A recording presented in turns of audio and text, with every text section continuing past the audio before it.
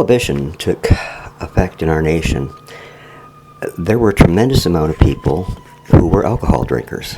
Their love for and addiction to alcohol did not end just because its use was outlawed. I still marvel, sitting here in 2015, that there was ever a time in this country that alcohol would have been outlawed. And in some ways, kind of wish that Prohibition had remained in effect. But that's just a personal matter. I came across an article in the American Lutheran Survey of February 11th, 1920, simply called Alcohol. It was written during that Prohibition period. And I'd like to share that with you.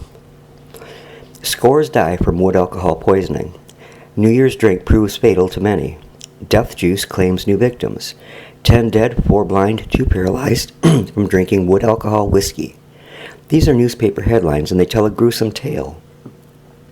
The manufacturer, in defiance of law of deadly poison, its sale as an alcoholic beverage, and subsequent fatalities, men and women writhing in agony, fighting against the encroach of premature night, feeling muscles stiffen and become numb and useless. The poison, disguised under a false name and purchased eagerly by the victims with a delicious thrill of successful evasion of the law.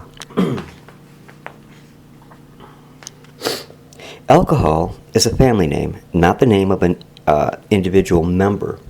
It is used to designate a whole chemical series of organic compounds having carbon, hydrogen, and oxygen in common relationship.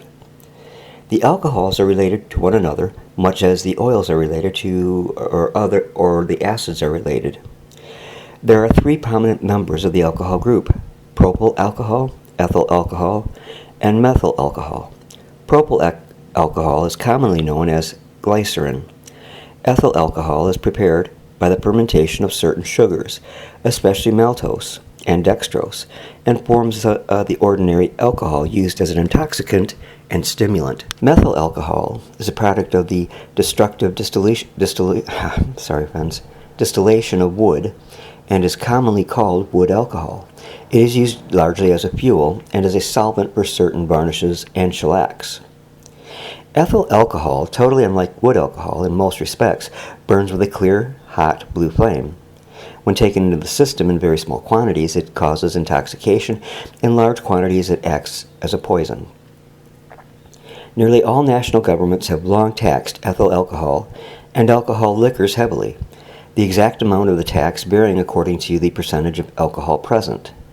This tax on beverage alcohol increases its cost to such an extent that it is not economical to use for many industrial and commercial purposes for which it is adapted. In view of this increased cost, Congress in 1906 removed the tax from denatured alcohol, that is, from alcohol mixed with some substance which renders it unfit for drinking, but does not impair its value for manufacturing purposes. The substances ordinarily used as denaturants are wood alcohol, gasoline, and pyridine. Denatured alcohol is a substance sold to you in drugstores when you ask simply for alcohol. Wood alcohol has never been taxed heavily by the government because of its apparent unfitness for drinking. Because it is cheaper than denatured alcohol, wood alcohol has been used to a large extent in the painting industry and with disastrous results. It is quite poisonous. It has a specific action upon the optic nerve, and many cases of blindness have resulted both from drinking the liquid and from repeatedly inhaling its vapors. Professor Duncan states that one of 10 men who drank 4 ounces of pure methyl alcohol in any form whatever, 4 will probably die, 2 of them becoming blind before death. The remaining 6 may recover, but of these, 2 will probably be permanently blind.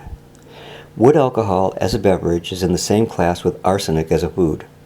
Wood alcohol in the industries is in the same class with phosphorus in match manufacturing, very convenient to use but permanently weakening and ultimately poisoning the workman who uses it.